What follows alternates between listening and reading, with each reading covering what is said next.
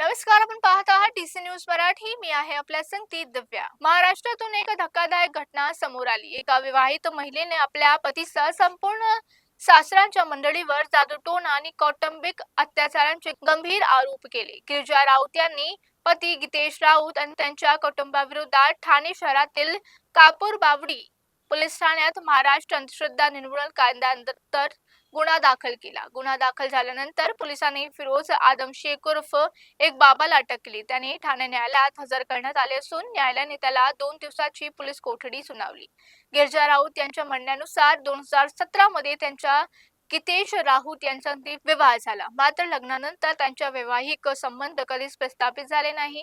गीतेश सतत त्यांना नकार देत होता आणि सुखी वैवाहिक जीवनासाठी जादूटोणा तसेच अघोरी प्रश्नांचा आधार घेत होता. गिरिजा यांनी अनेकदा याला विरोध केला, मात्र प्रत्येक वेळी त्यांना गप्प बसवण्यात आलं. त्यांवर मारहाण सुद्धा करण्यात आली, शिवीगाळ करण्यात आली आणि त्यांचा हा आरोप आहे.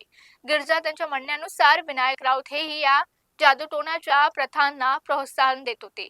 डोक्यावर लिंबू कापणे, अगरबत्तीचे, राखीचे पान पाजणे आणि अशा प्रकारचे विधी करण्यात येत होते. त्यांनी पुढे सांगितलं की गीतेश मोठ्या प्रमाणात रोख रक्कम घरी आणण्यात असे आणि ते मोजण्यास त्यांना सांगत असे. घरात नोटा मोजण्याच्या मशीन असतानाही एखादा तब्बल 18 लाख रुपये हाताने मोजण्याचे सांगितले. ही रक्कम कुठून आली होती याबाबत गीतेशने काही माहिती त्यांना दिली नाही. गीतेश यांनी स्पष्ट केले की त्यांनी कौटुंबिक हिंसासारखी तक्रार केली असेल तर 5 कोटी रुपये, दरमहा 2 लाख रुपयांची पोटगी आणि 3 BHK फ्लॅट किंवा ऑटोमॅटिक कारची मागणी केलेली नाही.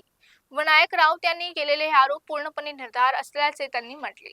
गिरिजा त्यांच्या आई पूजा पवार म्हणाल्या की मुलीचा संसार सुखाचा व्हावा म्हणून त्यांनी तिच्यासोबत बाबांकडे जात होते. मात्र आम्ही खोलीबाहेर बसत असून आता फक्त गिरिजा आणि गीतेश बाबांसोबत बसायचे. सर्व काही ठीक होईल या आशेने त्यांनी इतके दिवस शांत राहिलो, पण मात्र तसं काही झालं नाही. आम्हाला फक्त न्याय हवा. आमची मुलगी गेली 3 वर्ष वेगळी राहत होती आणि आता घटस्फोटासाठी अर्ज दाखल करणार आहोत. पीडिता गिरिजा राऊत यांचे वकील सागर कदम म्हणाले की या प्रकरणात आम्ही महाराष्ट्र नरबळी आणि अघोरी प्रथा प्रतिबंधक कायद्याअंतर्गत कारवाईची मागणी केली आहे. FIRच्या आधारे पोलिसांनी बाबाला अटक केली. त्याला 2 दिवसाची पोलीस कोठडी मिळाली. या प्रकरणात एकूण 7 आरोपी, त्यांमध्ये विनायक राऊत हेही समावेश आहे.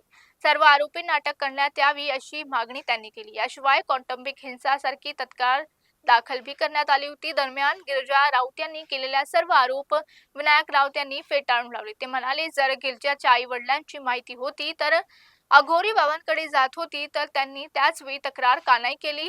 गीतेश आणि गिरिजा गेली 3 वर्ष एकत्र राहत नाहीत. महिनाभरपूर्वीच गिरिजाने आमच्या विरोधात कौटुंबिक हिंसासारखा दबाव दाखल केला आणि त्यांनी तिने 5 कोटी रुपये, दरमहा 2 लाख रुपयाची पोटगी, 3 BHK फ्लॅट आणि ऑटोमॅटिक कार याची मागणी केली.